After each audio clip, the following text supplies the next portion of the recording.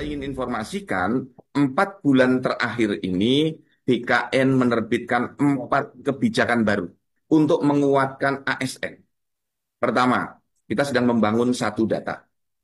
Satu ASN harus berisi semua potensi, semua kompetensi profiling ASN secara lengkap.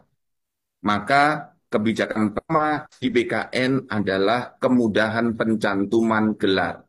Agar gelar diploma, sarjana, master, doktor, semua dicantumkan. Ini penting karena profil ASN kita saat ini salah satunya terkendala sulitnya pencantuman gelar. Maka dari BKN memberikan kemudahan pencantuman gelar. Dalam 2 bulan ini, ya kurang lebih 2 bulan ini, sudah puluhan ribu gelar baru dicantumkan. Oleh karena itu para kepala BKD mari berpikir terbuka, berpikir untuk membantu para ASN melakukan pencantuman gelar. Syaratnya adalah memiliki ijazah yang didapat secara sah dan resmi. Kampusnya terakreditasi, kuliahnya terdaftar, mengikuti perkuliahan sampai dengan lulus. Yang kedua, kemudahan dalam uji kompetensi. 4 kali ditambah menjadi 12 kali.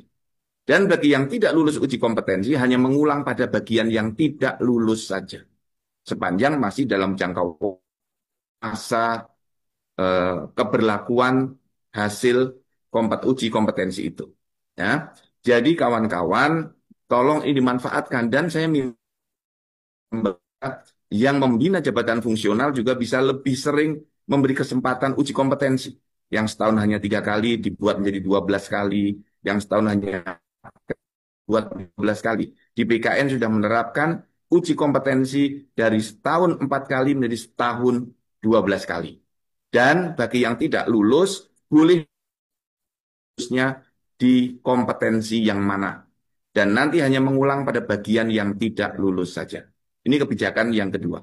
Kebijakan yang ketiga adalah menggelar profesi. Jadi rekan-rekan para ASN, sekali lagi profil ASN kita harus lengkap. Sehingga Bapak Presiden, Bapak Gubernur, Bapak Bupati, Wali Kota membutuhkan ASN seperti apa dalam database kita. Karena satu data kita lengkap, kita bisa profiling dengan cepat. Dan ini penting untuk mobilitas talenta nasional. Eselon 2, Eselon 2 yang layak menjadi Eselon 1 sudah termonitor. Tinggal kita laporkan kepada Bapak Presiden, kepada para menteri. Nah, kalau database kita lengkap, kita sudah kita lakukan untuk talent spotting, manajemen talenta secara nasional. Jadi ini pencantuman gelar profesi.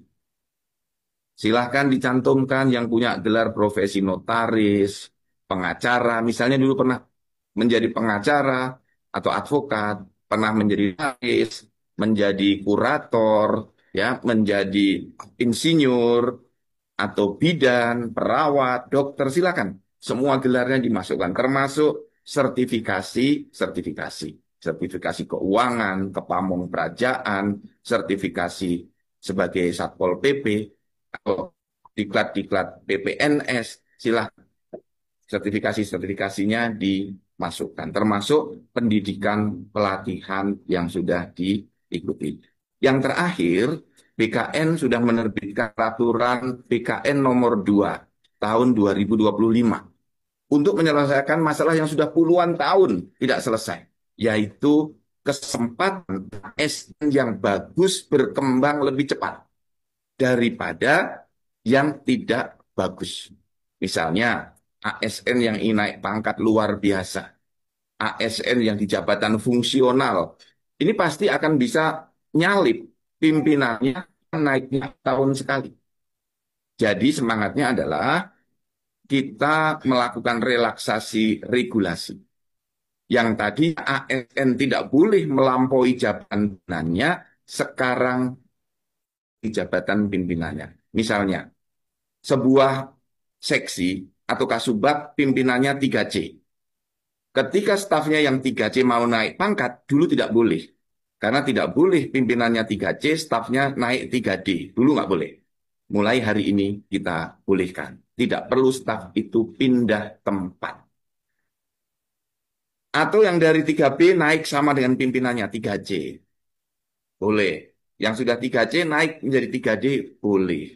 Nah, disinilah kita dari BKN memberikan solusi agar tidak ada hambatan bagi ASN berkembang. Ini kan menjadi sangat merugikan kalau ASN tidak bisa berkembang bukan karena masalah di dirinya, tapi ada masalah di sistem. Nah, sistem ini yang harus kita perbaiki. Sistem itu bisa berupa regulasinya, bisa berupa aplikasinya, bisa berupa corporate culture-nya. Nah, ini yang harus kita perbaiki sama-sama.